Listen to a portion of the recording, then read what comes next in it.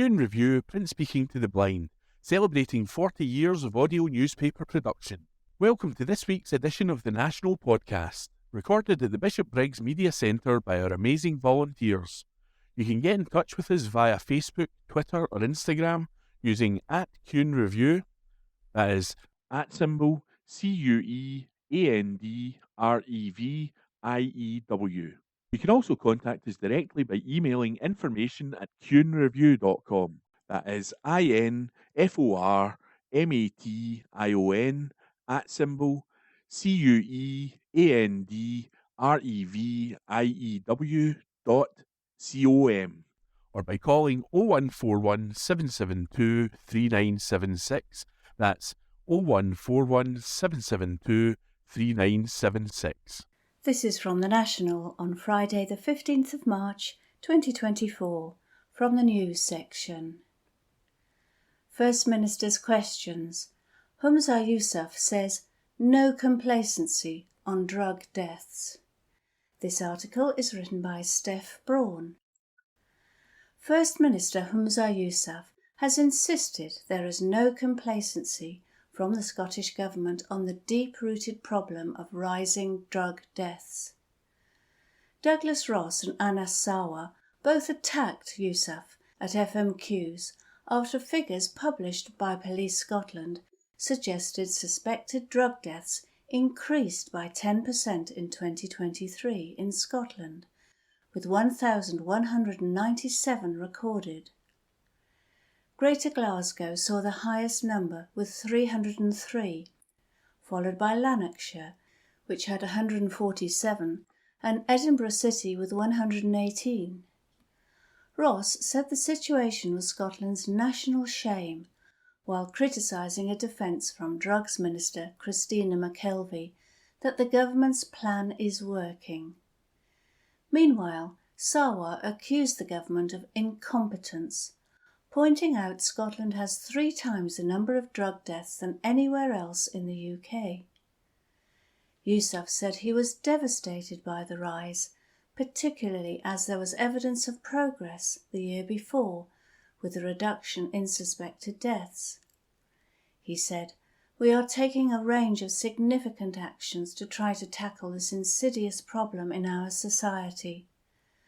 We have an unwavering, unshakable commitment to the national mission to tackle drug deaths, and that's why we've continued to expand residential rehab.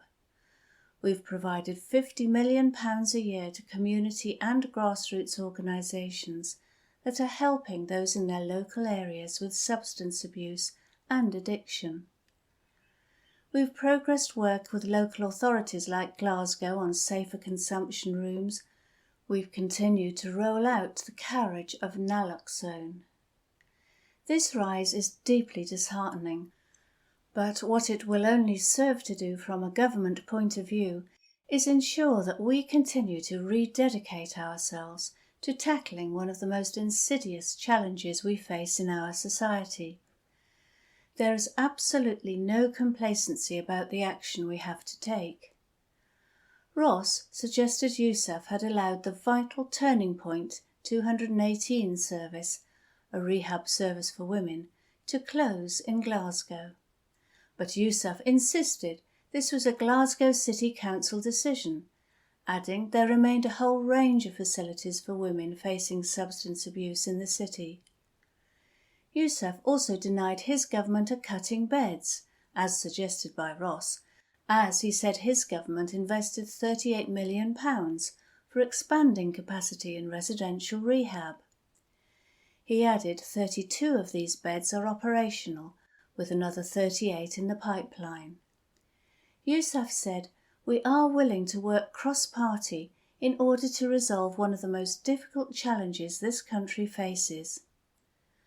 Sarwar pointed out 5,200 had died since the Scottish Government declared a drugs death emergency 4 years ago, but Yousaf insisted that he and McKelvey had directly fronted up to those figures.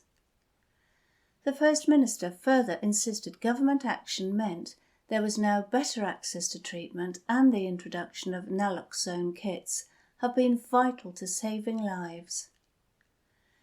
He added the kits have been used more than 500 times since being introduced. Elsewhere at FMQs, SNP MSP John Mason was taken to task by the First Minister when he tried to claim legalisation to implement anti-protest buffer zones around abortion service was overreaction. Mason claimed women going for abortions were not being intimidated or harassed by people holding protests and prayer vigils. Yousaf advised his colleague to listen to women affected by the protests who have given powerful testimonies and evidence about how they have been impacted.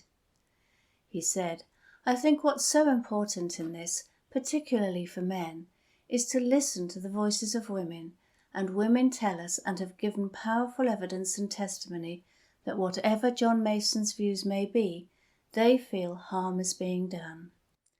They do feel harassed and they do feel intimidation. Even if John Mason was to discard that evidence, and I would urge him not to, he should also listen to the clinicians at the services, the likes of Dr. Greg Irwin and others, who have spoken very powerfully about the impact it's also having on staff." That article was written by Steph Braun. This is from The National on Friday the 15th of March 2024, from the comments section. "If we must pay for the royals, the least they can do is be honest." This article is written by Emma Guinness. The latest scandal to hit the royal family has once again brought home the need for Scottish independence. While most of the country grapples with the rising cost of living, our money shouldn't be spent on a publicly funded rich family who can't even provide the original version of a photograph they've admitted was doctored. Unlike celebrities, the royal family's entire continued existence depends on the relationship they have with the people who they supposedly rule, and, like any relationship, it is built on trust. This trust has been rocked more than ever by the first official picture released of Kate Middleton since Christmas Day, a Mother's Day greeting full of editing abnormalities, including unusually shaped limbs and, whether deliberate or not, the absence of a wedding ring. This went far from unnoticed by online commentators who have been asking, "Where's Kate?" following the Princess of Wales's total absence from public life after planned abdominal surgery in January. While it was said that she would not return to public duties until after Easter, the public were told she was making good progress after the surgery. But the princess has not been reliably photographed at all since then, prompting a wave of speculation that she is either sicker than previously revealed, potentially in the midst of a divorce from the future king, Prince William, or even hiding because she's undergone a Brazilian butt lift. In an unusual move, Kensington Palace did confirm that the Mother's Day greeting had been altered the day after it was pulled from circulation by international news agencies over concerns about its authenticity. But when the palace was asked to provide the unedited photograph to prove this, they refused. This admission of deception, followed by the failure to provide reasonable evidence of the truthful photograph, is fundamentally unacceptable. The royal family are in receipt of around £86.3 million a year from the taxpayer via the sovereign grant. This is enough money to significantly help the estimated 4.2 million children currently living in poverty in the UK. It also only fueled the rumour mill about Kate's potential whereabouts. Surely if the firm had nothing to hide, they would have released a photograph and the public would have been glad to see the princess well with her children. The fact that they have not suggests that all is not well with the Waleses and further damages the institution which has been struggling to win the public over again after Prince Andrew's allegations of sexual misconduct, and that's not to mention the allegations of racism made by Meghan Markle and Prince Harry. It also further cements the us versus them mentality that isolates the royals from the general public, who ultimately have a right to honesty from a family whose existence they fund. The royal family are not celebrities, but they seem to want celebrity status and respect for privacy, while living off money that's a birthright at a time when millions of people in the UK are suffering. I was personally floored to discover that Buckingham Palace was liable to pay a mere £1,828 in council tax, which is marginally more than what most people in the UK, myself included, pay for a one-bedroom flat. That's not to mention the estimated £8 million that's being spent on hanging new portraits of King Charles in public buildings, something that feels like an exercise in vanity when Victorian diseases like rickets and scurvy are on the rise because people are struggling so much. We are living in the year 2024. There is no need for a king to lead an army or a head of state to provide hope, the way a young Queen Elizabeth did after the Second World War. Unlike the royals, who have millions anyway, what the UK and Scotland need is money. And, quite frankly, if they are hiding a major secret about Kate Middleton, this should be the end of them. But if it's not, Scotland needs to get out of this union if we are to have any chance of flourishing the way that we know we can independently. After all, we don't even benefit from the tourism the royals bring to England, and at this stage they are nothing more than a failing tourist attraction. It's time for a divorce, even if the Waleses remain together. That article was written by Emma Guinness. This is from The National on Friday the 15th of March 2024, from the news section. Michael Matheson breached MSP Code of Conduct in iPad Bill row. This article is written by Steph Braun. Former Health Secretary Michael Matheson has been ruled to have breached the MSP's Code of Conduct following a probe into the near £11,000 bill he racked up on a parliamentary iPad. Matheson stepped down from his cabinet post last month, citing an ongoing parliamentary investigation as the reason. The Scottish parliamentary corporate body, SPCB, published its findings on Thursday, but said its full report would be released after consideration by Holyrood's Standards Committee. The SPCB decided that, based on the evidence presented in the investigation report and its findings, in fact, Mr. Matheson had breached sections 7.3 and 7.4 of the Code of Conduct, and thereby upheld the 3 complaints within the SPCB's remit, the body said. While the cost to the public purse had been addressed, the SPCB agreed that the Nolan principles of standards in public life embedded in the scheme and underpinning the appropriate use of parliamentary resources represented the high standard by which all members must abide and in which the SPCB considered the public must continue to have confidence. The report will be referred to the Standards, Procedures and Public Appointments Committee to consider if the former minister should be sanctioned. Matheson racked up the bill while on holiday in Morocco. He had initially agreed to claim £3,000 of the bill as part of his expenses allowance, while his office provision paid the rest, meaning the public purse covered the bill in full. He later agreed to cover the cost himself and admitted the fees were the result of his teenage sons using his parliamentary iPad as a hotspot to watch football. When he resigned from his ministerial post, he said, "It is in the best interest of myself and the government for me to now step down to ensure this does not become a distraction to taking forward the government's agenda." That article was written by Steph Braun. This is from The National on Friday the 15th of March 2024, from the news section. Scottish businesses urged to support the National's Gaza fundraiser. This article is written by Steph Braun.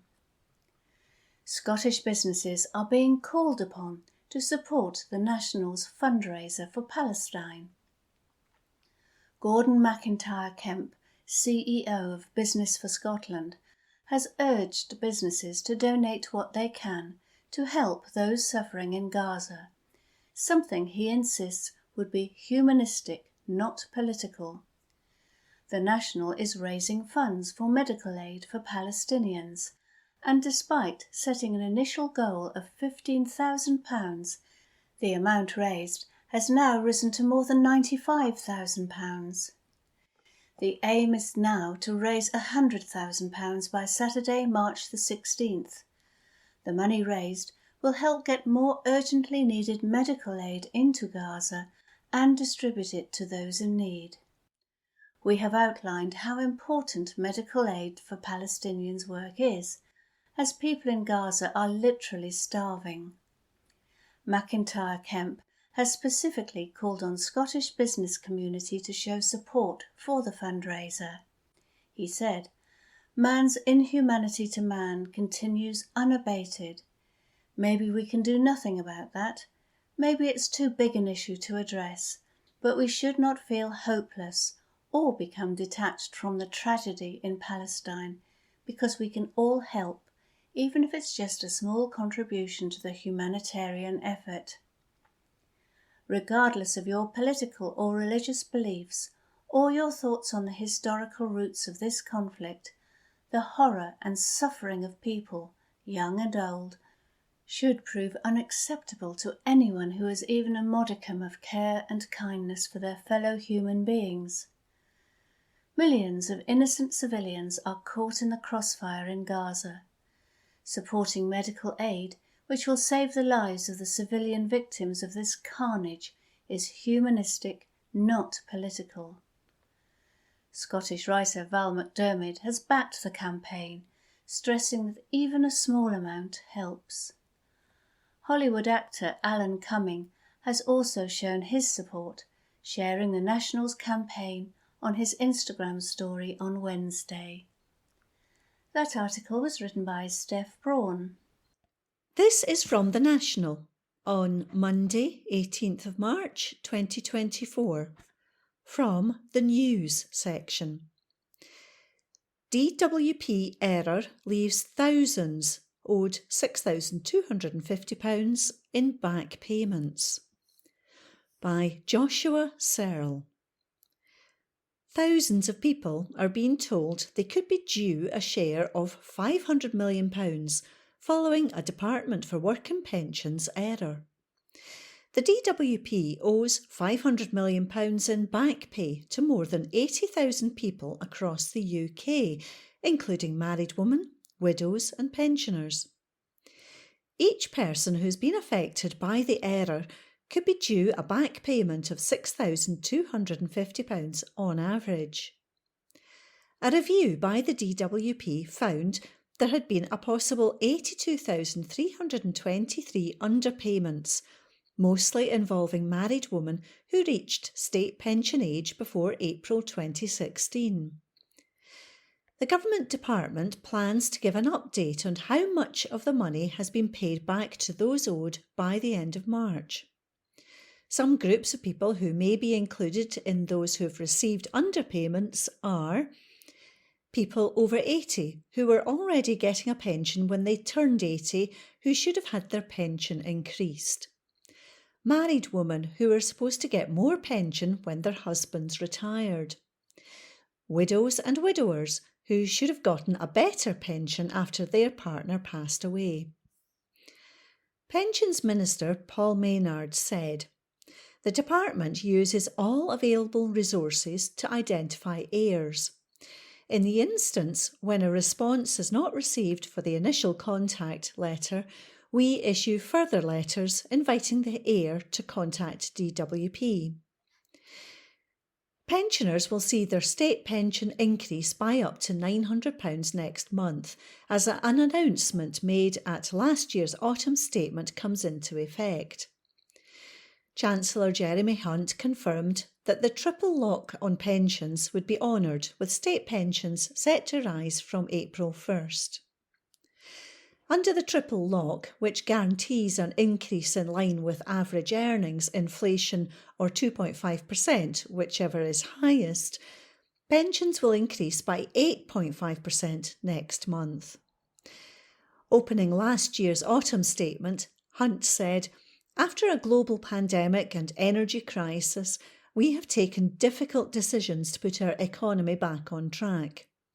We have supported families with rising bills, cut borrowing and halved inflation. Rather than a recession, the economy has grown. Rather than falling as predicted, real incomes have risen. Our plan for the British economy is working, but the work is not done." The Chancellor went on to announce plans to honour the triple lock on pensions in line with an increase in wages. He told MPs, "The triple lock has helped lift 250,000 older people out of poverty since its inception in 2011. It's been a lifeline for many during times of inflation. We honour our commitment to the triple lock in full. We will increase the new state pension by 8.5%, worth up to £900 more a year." That article was by Joshua Searle. This is from The National on Monday, 18th of March, 2024. From the News section. Edinburgh Airport proposal could see US border staff introduced. By Joe Sullivan. Edinburgh's airport could soon see American border control agents taking up posts. Several Irish and Canadian cities have pre-clearance facilities on site, which allow passengers travelling to the US to go through customs and immigration before boarding the plane. Airport CEO Gordon Dewar said he hopes to make Edinburgh the next on the list, telling The Independent he is trying to rally the US and UK governments to support the changes to make the great opportunity a reality. He told the paper, "For a long time we've understood the value of pre-clearance. We see the benefits when we look at Dublin Airport and others, and we've been constantly growing our direct American connectivity over the previous years. So we know it's a great opportunity." Pre-clearance allows passengers to leave the airport immediately after disembarking from their planes, avoiding travelling through customs and immigration after a long-haul flight. This could lead travellers from across Europe to book transfers through Edinburgh, looking to save time and avoid stress on their flight to the US. It also means passengers can book easy connections through American airports from Edinburgh, which would let them avoid the hassle of rechecking bags and going through security. Edinburgh has more connections to the US than any other airport in Scotland, with direct flights to New York, Chicago, Washington DC, Boston and Atlanta. But just over the Irish Sea, Dublin Airport has a much wider range of links. Dewar said, "If you look at what Dublin has achieved, they've got a similar size of population to Scotland and Ireland, and yet they've probably got about 4 times as much connectivity to the States. A big part of that is the pre-clearance offer.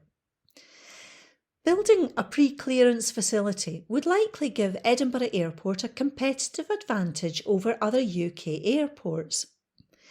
Pre-cleared flights departing from the city could use domestic gates at American airports, letting airlines avoid the logistical and financial struggle for the scarce supply of international slots available. Customs pre-clearance already exists in the UK, but it's limited to rail travel to France through the Channel Tunnel. Launching the scheme would require the signing of an agreement between the US and UK governments.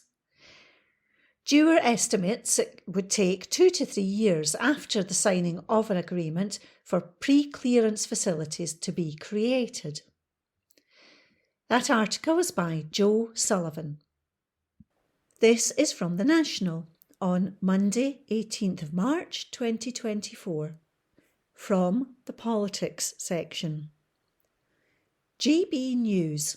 What Ofcom rules did shows hosted by Tory MPs breach? By Adam Robertson. Ofcom has found that 5 episodes of GB News presented by Tory MPs have been found to breach broadcasting rules. The watchdog had announced investigations had been opened into particular episodes of a number of shows last year. It has since found that 2 episodes of Jacob Rees-Moggs's State of the Nation, 2 episodes of Friday Morning with Esther and Phil, and 1 episode of Saturday Morning with Esther and Phil, broadcast during May and June 2023, broke broadcasting rules. What rules were broken? Ofcom says it found that the shows failed to comply with Rules 5.1 and 5.3 of the Broadcasting Code. It notes that these are the first breaches of these specific rules recorded against GB News and said that the channel has been put on notice and that any further breaches could result in sanctions. We told at the beginning of the month that Ofcom published a ruling on Lawrence Fox's tirade against a female journalist on the channel and that concerns had been raised about the channel's live output. What does the code say? Section 5 of the Ofcom Code relates to due impartiality and due accuracy. Specifically, here's what Rules 5.1 and 5.3 say. News, in whatever form, must be reported with due accuracy and presented with due impartiality. No politician may be used as a newsreader, interviewer or reporter in any news programme unless, exceptionally, it is editorially justified. In that case, the political allegiance of the person must be clear to the audience. Following the investigation, Ofcom said, "We found that 2 episodes of Jacob Rees-Moggs's State of the Nation, 2 episodes of Friday Morning with Esther and Phil, and 1 episode of Saturday Morning with Esther and Phil, broadcast during May and June 2023, failed to comply with Rules 5.1 and 5.3 of the Broadcasting Code. We found that host politicians acted as newsreaders, news interviewers or news reporters in sequences which clearly constituted news, including reporting breaking news events without exceptional justification. News was therefore not presented with due impartiality." It went on, "Politicians have an inherently partial role in society, and news content presented by them is likely to be viewed by audiences in light of that perceived bias. In our view, the use of politicians to present the news risks undermining the integrity and credibility of regulated broadcast news." That article was by Adam Robertson. This is from The National on Monday, 18th of March 2024. From the News section. Scottish firefighters to donate fire engine to Gaza. By James Walker. Scottish firefighters are donating a surplus fire engine to their counterparts in Gaza to help save lives amid the ongoing war. The appliance will be fitted with the latest equipment and donated to the Palestinian Fire and Rescue Service by the Fire Brigades Union later this year. It will be the third fire appliance donated since 2011 by the FBU, which has long provided support to the Palestinian Fire Service through exchange visits, training, and the provision of breathing apparatus, firefighting kit, and equipment. The appliance, which will travel to Gaza later this year, has been donated by the Scottish Fire and Rescue Service. Jim Malone, a former firefighter and an FBU official, said, "The situation in Gaza is appalling. The people are being subjected to unimaginable horrors on a daily basis. There is an urgent need for supplies to alleviate the humanitarian crisis that has unfolded. Our comrades in the Palestinian Fire and Rescue Service battle every hour to save lives as the Israeli government continues its collective punishment of the civilian population. Whilst carrying out their duties, they have come under sustained attacks from Israeli forces. We hope that the delivery of this fire appliance later this year will help protect the lives of innocent men, women and children. But our greatest hope is for a permanent peace and justice for the people of Palestine." Plans about how the fire appliance will travel to Gaza are still being made.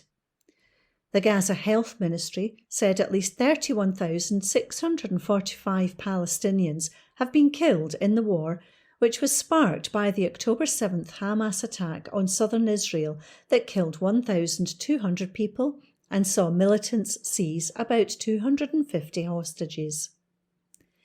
That article was by James Walker.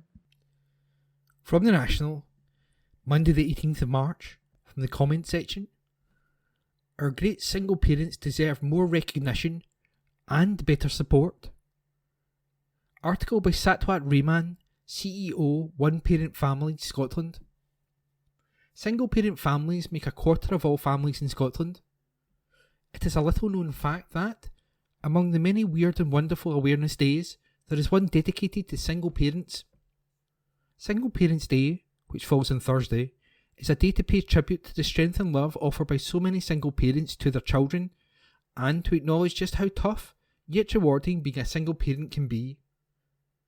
It is always a positive and celebratory day, with online and in-person events being organised across Scotland by OPFS and by our partner, Fife Gingerbread, Parenting Northern Ireland, Gingerbread England and Wales and One Family Ireland.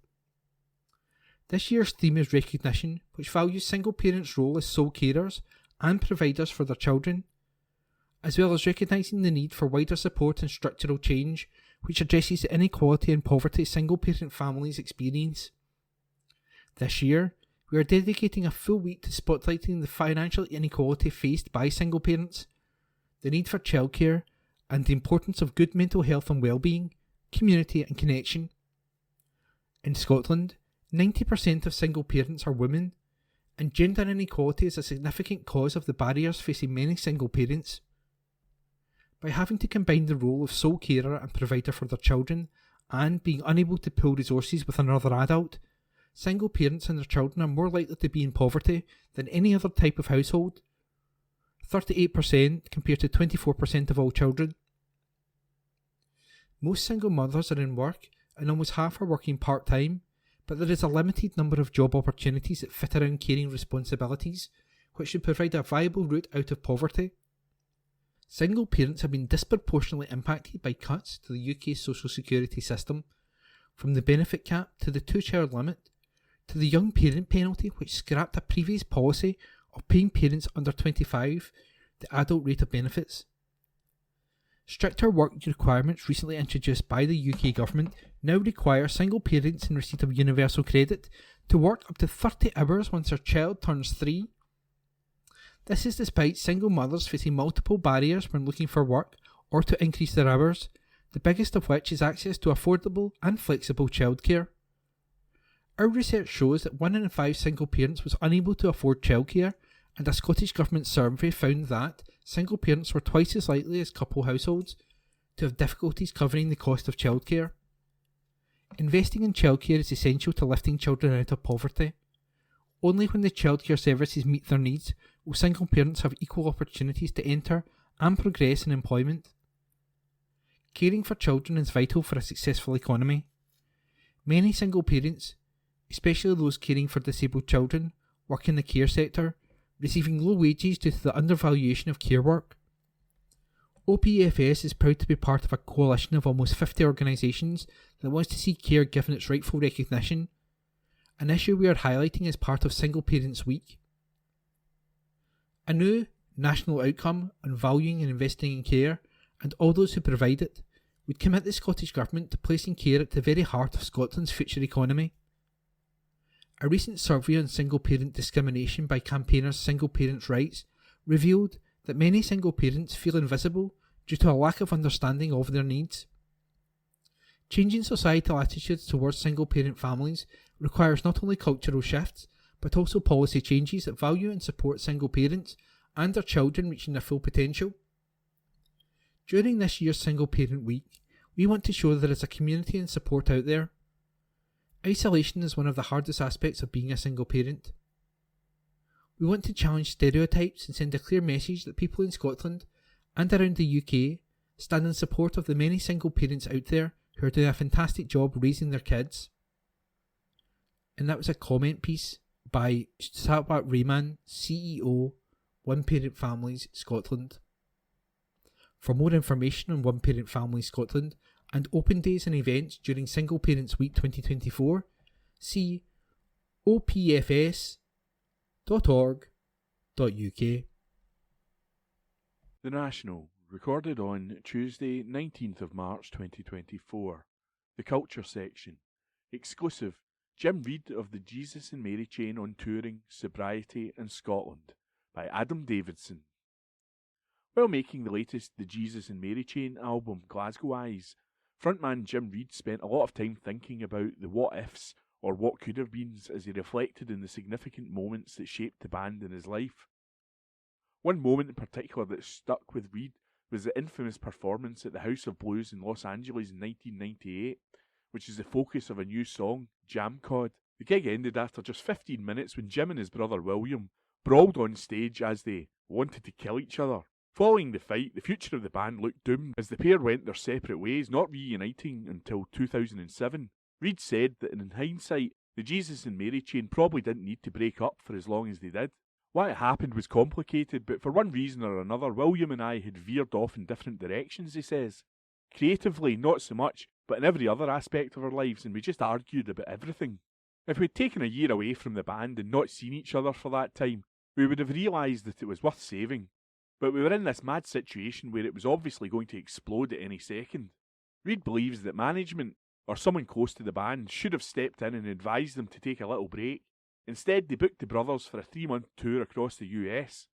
Just at a time when we wanted to kill each other, we found ourselves in a tour bus, which is one of the most claustrophobic environments you can imagine, Reid said. It was about 12 other guys and 2 brothers who at the time couldn't stand the sight of each other. That was never going to end well. The band achieved a breakthrough success with the critically acclaimed 1985 album Psycho Candy, which was recorded in London. However, the foundations of the band were very much formed in East Kilbride. Despite having lived in England for so long, Reid still feels an incredible sense of homecoming when he comes back to perform in Scotland. He said, "It's always good going back to Scotland. It sometimes takes moving away from a place to realise what was great about it. One thing he believes makes Scotland special is the people and their sensible outlook in life. They're less hysterical than the English," he says. For instance, Scottish people did not vote for Brexit and English people did. Politically speaking, there's a lot of knee-jerk reactions in English politics that you don't get so much in Scotland. The band are set to play an intimate warm-up gig at St Luke's in Glasgow tomorrow, ahead of their UK/EU 40 Years tour, before returning for a show at Edinburgh's Usher Hall in March 27. Reid said the 1998 break-up helped increase their popularity and anticipation for tours and performances when they eventually reunited. When we broke up in 1998, we were an annoyance to people. It was like, fuck, are they still here? Reid says. We broke up for 9 years and we seemed to become legendary during that time. There was a much more reverential treatment of the Mary Chain when we came back. Live shows aren't always something that Reid looked forward to. In fact, when the band was first formed, neither brother wanted to be the frontman, so they decided to flip a coin on who would take on that role. I'm incredibly shy and William is not much better. We wanted to be in a band, but the idea of standing in the middle singing was utterly fucking terrifying, Reid says. I didn't want to do it. He didn't want to do it. So we tossed a coin and I lost. I struggled with it for a long time. I feel quite comfortable with it now, but for years and years I couldn't do a gig sober. From the first period of the band up until the breakup in 1998, I never did a gig sober, not one. I was either on drugs or drunk out of my mind. At the time of the 2007 reunion, Reid had been sober for about 3 years and would be performing without drink or drugs for the first time, which was a daunting prospect. It was terrifying. I'm back in the band and all of a sudden I'm playing Coachella in front of God knows how many people and I'm doing a duet with Scarlett Johansson. I'm like, get me a fucking funnel and a bottle of whiskey now. Reid came to the realisation that people have much harder jobs than performing, so he took a leap of faith. It was a transformative moment, as he realised he didn't have to depend on drink and drugs to become relaxed on stage. I don't always feel like I need to be drunk now. I do fall off the wagon from time to time. I did at the end of last year.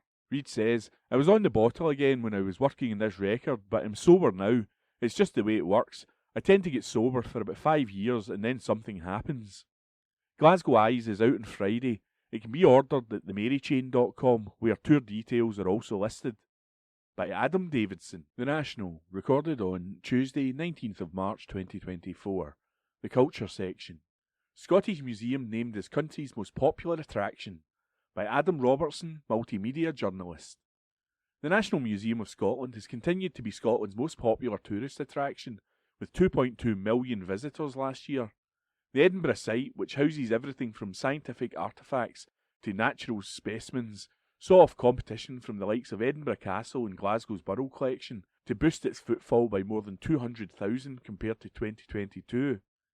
Elsewhere, historic venues maintained by the National Trust for Scotland, NTS, saw visitor numbers exceed pre-pandemic levels as 4.3 million people toured its heritage properties, up from 4.1 million in 2019. The most popular historic venue was the Robert Burns Birthplace Museum in Ayrshire, where a new collection of previously unseen artefacts went on display in January 2023. Visitor numbers topped 200,000, an increase of 13% on the previous year. The NTS also saw a surge in interest for the House of Dun in Angus, a grand 18th century home in Parkland which drew more than 44,000 visitors in 2023. Work was completed in July 2021 to transform the historic stable block area into an exhibition celebrating the rural heritage of Angus, and visitors can now get guided tours led by experts in costume. Meanwhile, a project to restore the interior decoration at Alexander Greek Thompson's Homewood House in Glasgow has been credited with boosting visitor numbers by 40% year on year. The House of the Bins near Linlithgow reopened in March 2023 after a programme of restoration and redecoration has helped to nearly double its visitor numbers since its last season in 2018. Chief Executive of NTS Scotland Phil Long said, "For 2023 we've exceeded our visitor targets for the year and our pre-pandemic levels too, with 4.3 million visitors coming to experience our special places all across the country. It's especially pleasing to see that our programme of projects is making a difference too, encouraging more people to visit and ensuring that they have a more memorable time when they do. In 2024 we're looking forward to sharing the new properties which joined our charity last year, the Treshnish Isles and the Macintosh at the Willow, which show the amazing variety of places in our care and ways people can enjoy and experience Scotland's nature, beauty and heritage." The news comes as figures from the Association of Leading Visitor Attractions, ALVA, shows that overall numbers to tourist attractions across the UK remain lower than they were pre-COVID. The trade body, which monitors over 2,200 tourist sites including museums, galleries, palaces, castles, cathedrals, zoos, historic houses, heritage sites, gardens and leisure attractions, said many people remain out of the habit of going to them due to closures during the pandemic. ALVA director Bernard Donoghue said, "Attractions are recovering well, but suggested the cost of living crisis is having an impact, with many visitors making tactical judgments about how they spend their leisure pounds." By Adam Robertson. The National News on Wednesday the 20th of March. Almost a third of pupils miss school regularly, report says. An article written by Jane MacLeod. Education Secretary Jenny Gilruth has branded the number of pupils missing school as not acceptable, as new figures showed a drop in attendance rates. She hit out after statistics showed that in 2022-2023, almost a third of pupils were classed as being persistent absentees, meaning that they had missed 10% or more of all sessions. The figures published by the Scottish Government also showed that the overall school attendance rate fell to 90.2% in 2022-2023, down from 92% in 2020-2021. The report revealed that while attendance rates had increased to 93.7% in 2014-2015, there had been consecutive decreases since then. The largest drop was from 92% in 2020-2021 to 90.2% in 2022-2023, it said. Ms Gilruth said the rates of persistent absence highlighted in these figures are not acceptable. I'm absolutely clear that there must be a renewed drive across all levels of government and agencies to address this as a priority. Ms Gilruth has now told Scotland's Chief Inspector for Education to ensure that persistent absence is addressed at every school inspection, along with identifying successful methods of tackling the problem so that these can be shared more widely. The Education Secretary also said she would, this week, bring together members of the Scottish Advisory Group on Relationships and Behaviour, which includes local authority leaders, council education directors, Education Scotland and others, to focus on persistent school absence. It comes as the latest figures revealed schools had an increase in both authorised and unauthorised absences. Sickness was the most common reason for authorised absences, while truanting was the biggest reason for pupils having unauthorised absences. However, the report added that the biggest contributor to the increase in unauthorised absence from 2020-2021 to 2022-2023 was unauthorised holidays, with more parents opting to take their children away during term time. Pupils in the poorest parts of Scotland had a lower attendance rate than those youngsters in the most affluent communities, the report revealed, with an attendance rate of 86.8% in the most deprived parts of Scotland, compared with 93.5% in the least deprived areas. Ms Gilruth said that as a first priority, the Scottish Government was working with councils to return attendance to pre-COVID levels and to reduce persistent absence as far as possible. But Scottish Tory education spokesperson Liam Kerr said these highly concerning statistics expose how many pupils have been abandoned on the SNP's watch. He insisted the number of children who were persistently absent was deeply alarming. An article written by Jane MacLeod. The National News on Wednesday, the 20th of March. Climate Watchdog says that Scotland's 2030 goals now beyond what is credible. An article written by Ross Hunter. The UK's independent climate change watchdog has said the level of emissions reductions needed for Scotland to reach its 2030 targets is now beyond what is credible to achieve. A new report from the Climate Change Committee said that for Scotland to achieve the goal of cutting harmful emissions by 75% by then, the rate of emissions reduction in most sectors would need to increase by a factor of 9 in the years up to the end of the decade. As a result, it said the acceleration required in emissions reduction to meet the 2030 target is now beyond what is credible. The Scottish Government is failing to achieve Scotland's ambitious climate goals. It noted that annual targets for reducing emissions had repeatedly been missed, with a rise in emissions in 2021 linked to colder than average weather that year and an increase in transport emissions post-COVID, the 8th time in 12 years that targets had not been achieved. The committee also noted the publication of Scotland's new draft climate change plan, which was due late in 2023, had been delayed. As such, it said there was no comprehensive delivery strategy for meeting future emissions targets. Calling on ministers to publish this urgently, the committee insisted that actions continue to fall far short of what is legally required. The Climate Change Committee's 2023 report to the Scottish Parliament did note some positive developments, such as progress in delivering renewable electricity generation in Scotland. The country is on track to meet its offshore wind capacity targets by 2030, although it is slightly off track for this year's target for onshore wind. It also noted the positive progression of the Acorn carbon capture and storage project in Aberdeenshire, which was officially selected for UK government funding in 2023 after years of uncertainty from Westminster. Furthermore, the report notes that the attempt by the Scottish Government to roll out a deposit return scheme, which was delayed until at least 2025 due to the UK Government's refusal to fully exclude it from the Internal Market Act. Still, as it stands, the committee said that the current overall policies and plans in Scotland fall far short of what is needed to achieve the legal targets under the Scottish Climate Change Act. It went on to state that most key indicators of delivery progress are off track, with the report adding this was significantly so for tree planting and peatland restoration rates, heat pump installations, electric van sales and recycling rates. It said by the end of this decade, Scotland will need to treble the pace of rollout of public electric vehicle charge points, reduce car traffic by 20%, increase heat pump installation rates by a factor of at least 13 and double onshore wind capacity.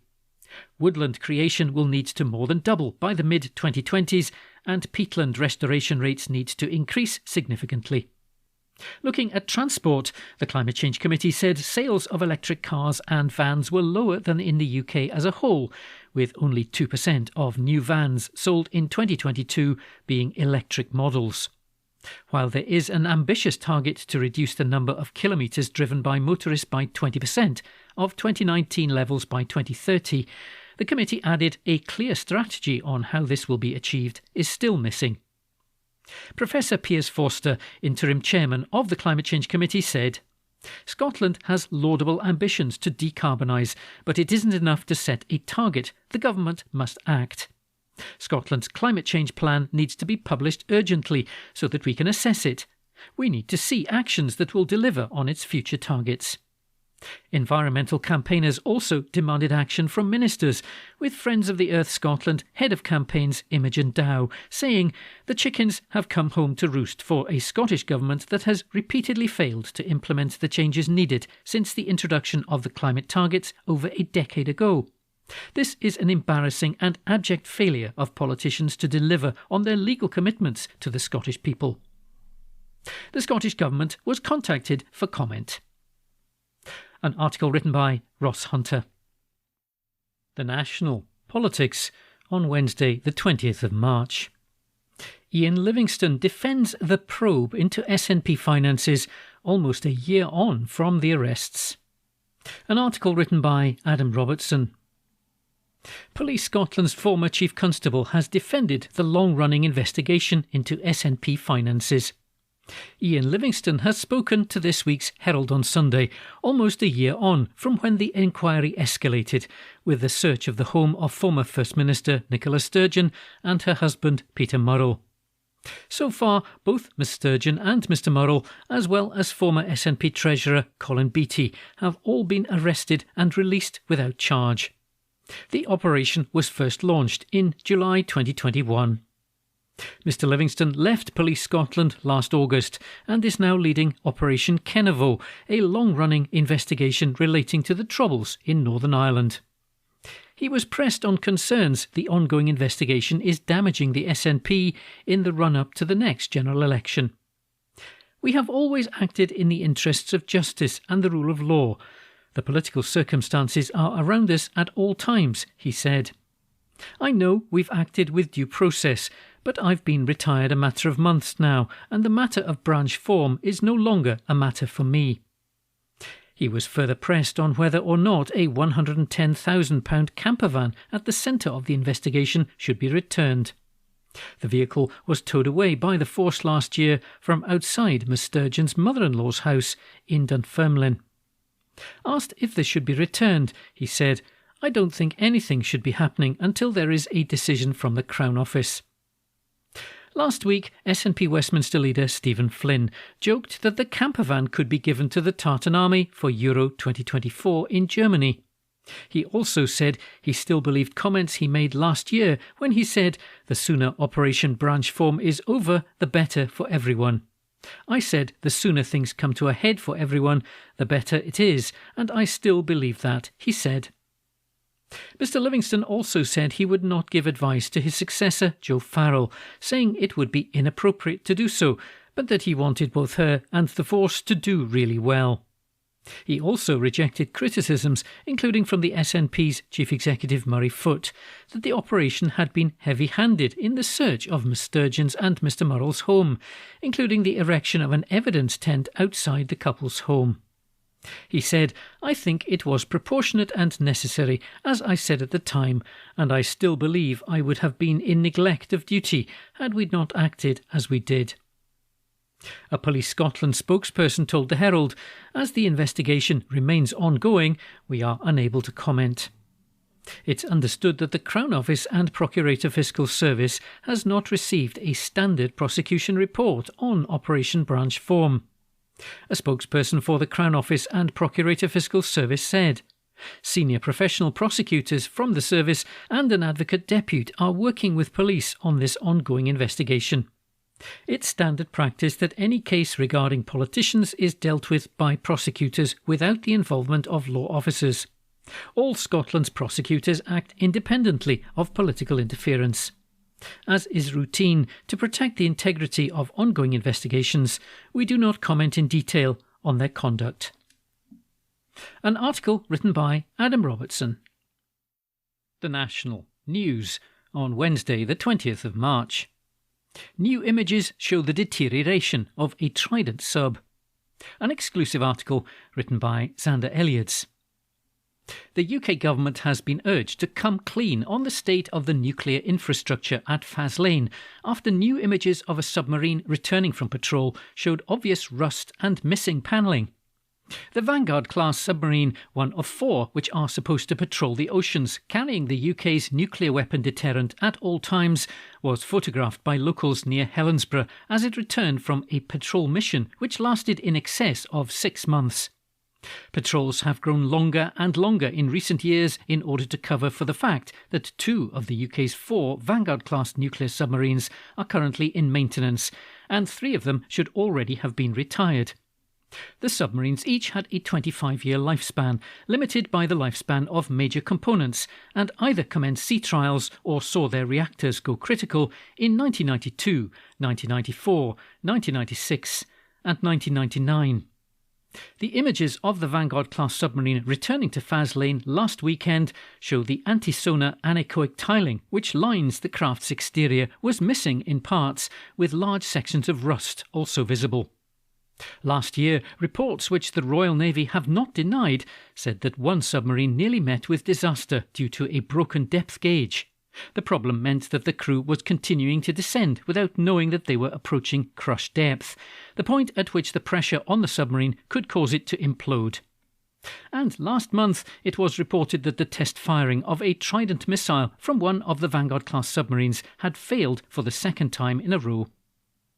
Martin Doherty-Hughes, the SNP's defence spokesperson at Westminster, said, "We in the SNP have a long-held opposition to weapons of mass destruction. In addition, we also regard the extended missions of the UK continuous at-sea deterrent a risk not only to members of the Royal Navy, but critically to the people of Scotland.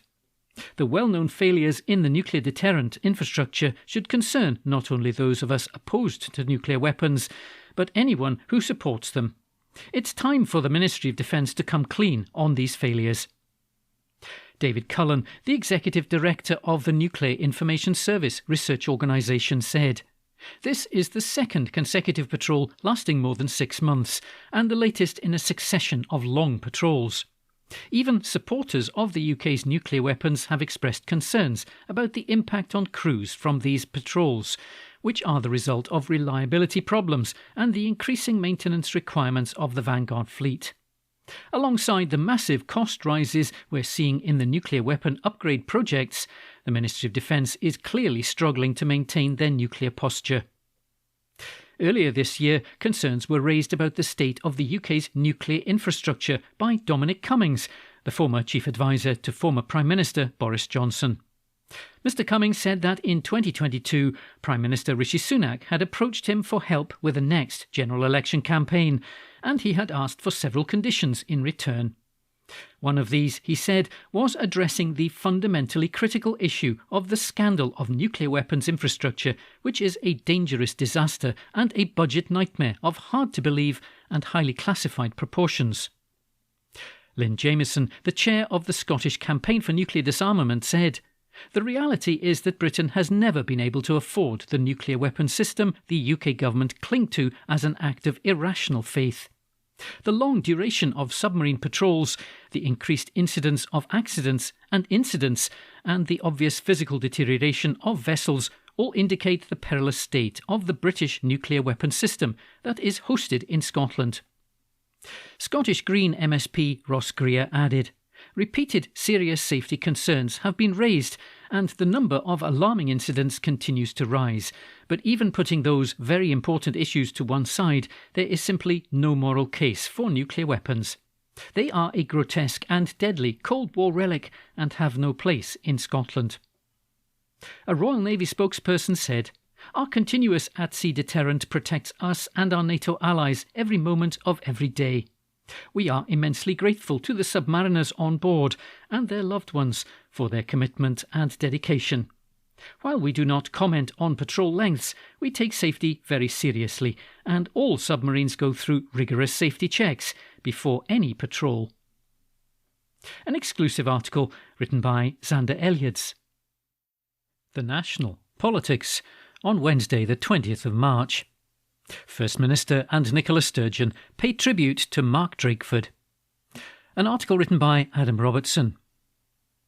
Humza Yousaf and Nicola Sturgeon paid tribute to Mark Drakeford as he prepared to officially step down as First Minister of Wales. He tendered his resignation to the King yesterday afternoon after taking a final round of questions from opposition leaders. Mr Drakeford's successor, Vaughan Gething, will take over today and will become the first black man to hold the role. Writing on X, formerly known as Twitter, Mr Drakeford said it had been an honour and a privilege to hold the role and thanked everyone for their support. Responding, former First Minister Nicola Sturgeon said, "Mark has been an outstanding First Minister of Wales. Principled, thoughtful, hard-working, he always stood up for Wales and for those in society who most need government on their side. He will be the hardest of acts to follow.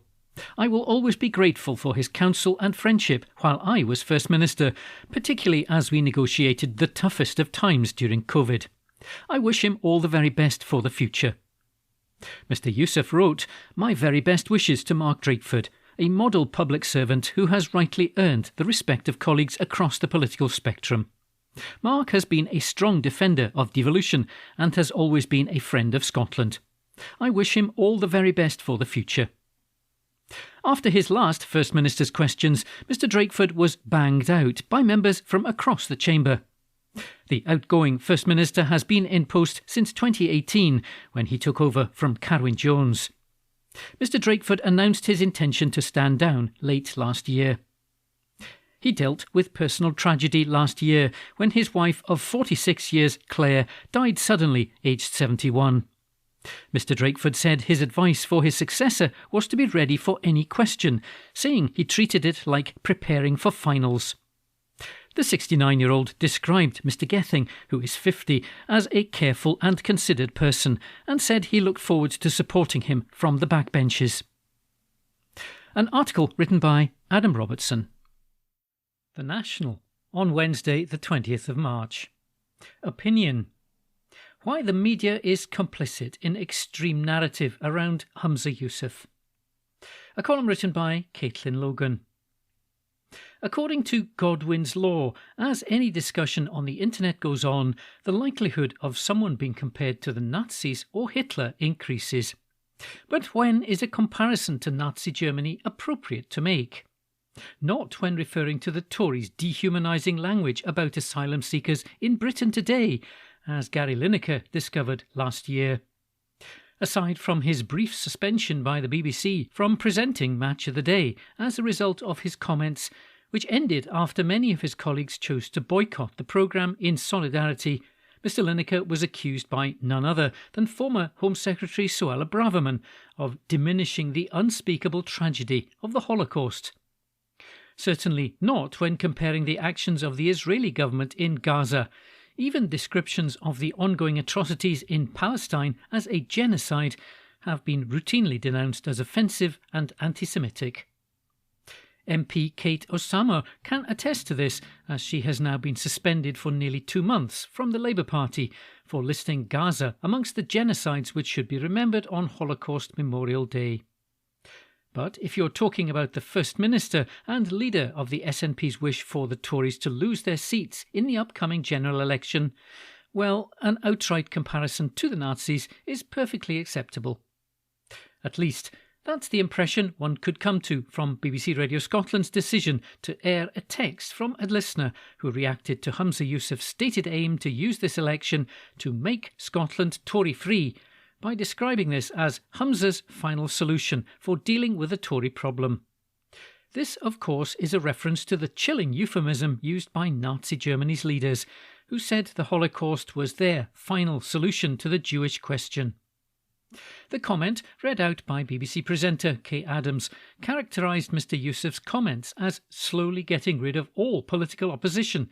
This is the rhetoric of the 1930s, and asked whether Scots who voted Conservative are to be banned from expressing their opinion. There are so many levels on which this is offensive that it's hard to know where to start. What is most concerning about it, though, is that this comment wasn't buried somewhere in the dregs of the replies on social media. It was read out on our public broadcaster as if it was a legitimate contribution to a debate on party politics in Scotland. If this is how low our public discourse and mainstream media have sunk, I truly despair for the future. To draw any sort of comparison between a politician saying he wants to beat an opponent in a free election to the Nazi practice of imprisoning political opponents in concentration camps where they are mistreated, starved and even killed is as absurd as it is insulting to the victims. To invoke the term final solution is so inflammatory that any sensible public broadcaster would surely have considered how this simultaneously belittles the murder of 6 million Jewish people and perpetuates dangerously divisive rhetoric about our politics today. In light of the floods of faux outrage in recent days about the First Minister's remarks, which were made in a speech to party activists in Perth, there is something acutely hypocritical about how readily this sort of rhetoric is accepted when it's targeted at the SNP. We've learned that Tory MSPs and MPs are shocked and appalled by the divisive rhetoric of a political opponent not wanting them to be re-elected, while columnists and commentators worry that it normalises abuse, and broadcasters have dedicated whole segments to examining the implications of the comments. Oddly enough, the same level of alarm over the concept of electoral politics was not expressed when Scottish Labour leader Anna Sawar said in a New Year's message published on Labour List that every corner of the United Kingdom wants to get rid of these morally bankrupt Tories. Or indeed, when he told the Scottish Labour Conference last month, the sooner we get rid of this entire shower of Tories, the better. Arguably, the use of adjectives and the official collective noun for Tories makes these remarks more insulting, but I suppose a media storm about whether Scottish Labour is hurting the Tories' feelings just wouldn't be as interesting. At this point, those inconsistencies are not surprising, but they are worth pointing out because they call into question the sincerity and the integrity of any media outlet framing these remarks as somehow controversial when they come from one person's mouth but not another's. The real double standard, though, lies in the willingness, or lack thereof, to interrogate and challenge genuinely offensive and extreme language, even where it lends itself to your own aims or angle. There has been a normalisation of abuse in politics, but it doesn't come from politicians saying they want to win elections. It comes from the platforming of voices like the one Ms Adams read out on her radio show. Voices who rely on shock value to get attention, but who, if taken seriously, risk inciting hatred and even violence. Recently, there have been a few too many examples of media complicity in cultivating a narrative around Mr Yousaf as extreme in some way or other. Couple this with an almost absolute disinterest in calling out offensive language and accusations made against him, and it becomes clear that much of our media class is ill-equipped to comprehend, never mind communicate, the nuances of racism that still permeate our society. Consider the Telegraph's front-page splash earlier this month, which intimated that the First Minister had overruled advice on donating to the United Nations Relief and Works Agency for Palestine to provide aid in Gaza, with a hidden agenda of securing safe passage out of the region for his wife's family members, sprinkled with undertones about the agency's alleged links to Hamas. Mr. Yousaf justifiably called this out as an outrageous smear and far-right conspiracy. Now the BBC is, without challenge, broadcasting irate comments from members of the public who believe Mr. Yousaf wants to impose his own version of a final solution onto Scotland. It doesn't take a dog to hear the whistling when a Muslim politician with connections to Palestine is being equated with an ideology which sought to exterminate the Jewish race. Nor should it take a genius to appreciate the risks of amplifying provocative language about a political leader who belongs to a minority currently facing a surge in hate crimes. There's been a lot of talk about the safety of elected representatives and the impacts which the language we use can have on that. It would be shameful for such an important topic to be used only to score political points, and disregarded when it's pragmatic to do so. It's depressing to note that the public criticism which has emerged around the comments on Ms Adams' show has come overwhelmingly, if not entirely, from pro-independence voices. When it comes to the tone of political discussion that we consider acceptable in our country, constitutional and party politics have to be irrelevant, or we have all already lost. A column written by Caitlin Logan. The National News on Wednesday the 20th of March. 93,000 empty homes worth billions can help ease Scots' housing crisis. An article written by Xander Elliots. There are more than 90,000 abandoned homes in Scotland, and they could be worth more than £18 billion, according to new research. The analysis from commercial and residential lender Together found that there are 10,479 vacant homes in Edinburgh alone, which it estimated were worth around £3.6 billion. A poll further found that more than half of people in Scotland think the number of abandoned buildings in their area is getting worse. A total of 56% of Scots said they see a vacant home every week. The analysis found that the total volume of vacant homes in Scotland has risen by 5.6% in the last 3 years. As of 2023, there were a total of 93,938 residential homes standing empty across Scotland, which together estimated were worth £18.47 billion. These homes are registered as completely abandoned, with no usual or short-term residents in place, no use as a second home, and no plans for sale or redevelopment. After Edinburgh, Aberdeen was the area with the most vacant homes on 7,863. As part of a UK-wide campaign, Together has partnered with BBC Homes Under the Hammer host Lucy Alexander to champion the redevelopment of these properties. Ms Alexander said, "Throughout my television career, I've seen my fair share of once loved, now neglected properties, some of which can quickly become an eyesore for local residents. It's a real shame, especially as so many people struggle to find affordable housing options and get that first foot onto the property ladder to begin with.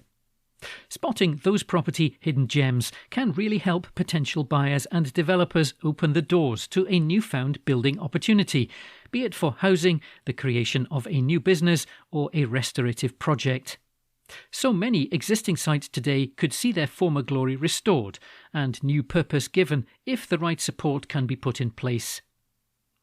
In December, charities called on the Scottish Government to declare a national housing emergency, claiming that Scotland's homeless system is at breaking point due to a worsening cost of living crisis and a new Home Office policy that puts refugees on the streets. Elliot Viewer, Corporate Director at Together, said, "There's a clear case for addressing and solving the UK's abandoned and crumbling properties, as our research makes clear. Part of the solution could be turning old and disused buildings into much-needed homes, although this is by no means a magic bullet. However, it should be a matter of civic pride that we don't have these towering eyesores as a feature of our towns and cities. Although many are way past their best, buildings such as these can offer a huge amount of potential for investors and developers with a vision to restore them back to their former glory or repurpose them. There also needs to be greater incentives to encourage home buyers and investors to make the most of the more than 93,000 empty homes across Scotland.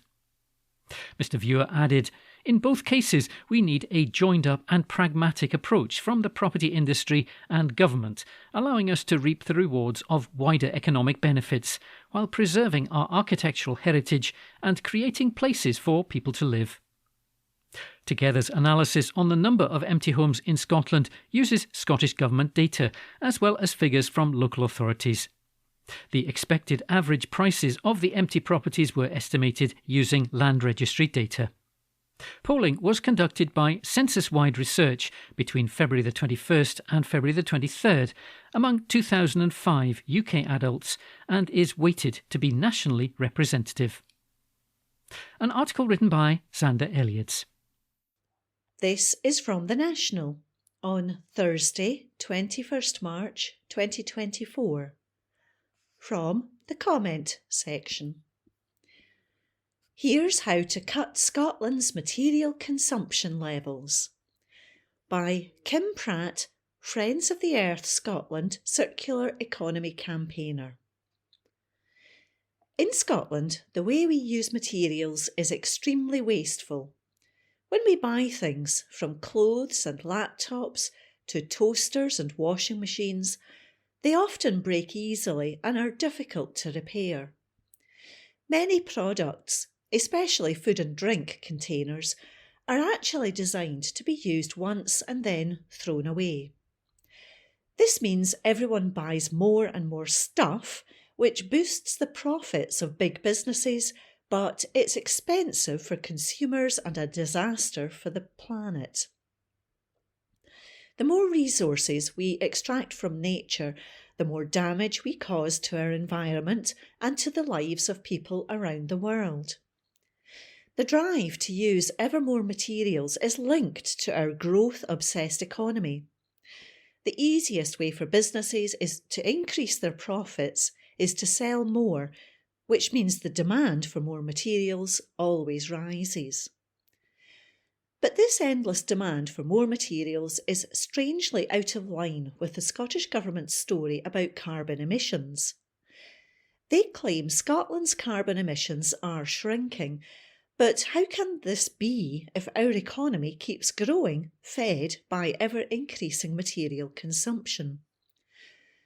The answer is that ministers are choosing to ignore an increasingly large part of our carbon footprint. Only carbon which is emitted in Scotland counts towards Scottish Government's official climate targets. Emissions from imported products are excluded. This climate blind spot now accounts for over half of Scotland's carbon footprint. Scotland's desire for more material is still contributing to the global problem, even if that pollution is recorded in another country's climate stats. This offshoring trend is seen across many of the key materials we use in our economy, not just the ones we buy as consumers. Steel, which is essential for infrastructure projects from bridges to buildings and wind turbines, is a clear example of this. When the Ravenscraig steel mill closed in 1992, it wiped 3.5 million tonnes of carbon off Scotland's carbon balance sheets. But Scotland's demand for steel didn't stop. In fact, it has grown. Today, we import all the steel we need, with much less control over the production process. The good news is that there is a way to fix this blind spot. The Scottish Government can create a new target in line with our existing climate commitments that will reduce the impact of our consumption. This week, the Scottish Parliament will have an opportunity to support fairer and more sustainable material use when it votes on a new circular economy law. Our current approach to materials is described as the linear economy, where we take resources from nature, use them briefly, and then dispose of them, usually in landfill or incinerator. The target would drive the Scottish Government to introduce policies to minimise material use and ensure the products we buy will last longer. By encouraging more reuse and repair, we can learn new skills and help people who will save money on the things they buy. Businesses which put unsustainable and non-recyclable products on our shelves should be made to take responsibility for cleaning them up when they're littered on our streets and dumped in our oceans. Currently, greedy businesses can keep passing the costs of cleaning up their mess onto the public purse. A circular economy creates new job opportunities too. Building one steel recycling plant in Scotland could create 650 jobs and add £400 million to the Scottish economy. But this won't happen without the support from government to give people the security and skills they need to make these changes.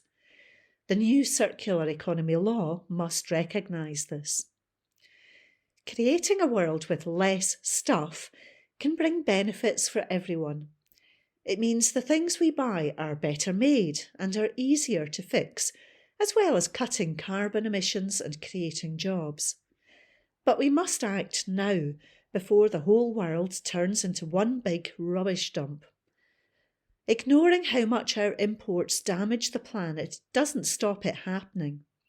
Scotland's new circular economy law is the first step towards a fairer and more sustainable future, but this will only happen if it is honest about all the impacts of our consumption, including imports.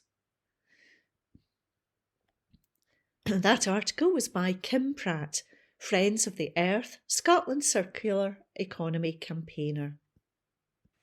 This is from The National on Thursday, 21st March 2024. From the Culture section. Travis, Scottish band release new single ahead of tour with Killers. By Adam Robertson. Scottish band Travis have released a new single ahead of the release of their 10th studio album later this year.